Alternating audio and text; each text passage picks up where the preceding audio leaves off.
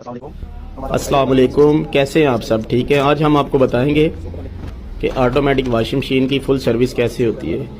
कुछ लोग सिर्फ ऊपर से वॉश कर देते हैं, ढक्कन को टप को कहते हैं ये वॉश हो गया है। वीडियो सारी देखिएगा, आपको बताएंगे हम कैसे वॉश होती है। ये देखिए इसमें कितना गंद था, इसको फुल वॉश किया है हमने और ये अल्हम्दुलिल्लाह बिल्कुल क्लीन हो गई है।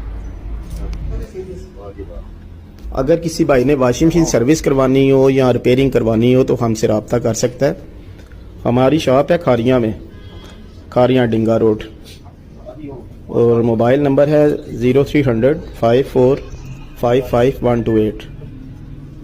आप मुझसे रब्ता कर सकते हैं। कोई भी आपको मसला हो वॉशिंग मशीन का, आप कॉल भी कर सकते हैं और हम इंशाल्लाह आपको पूरी सर्विस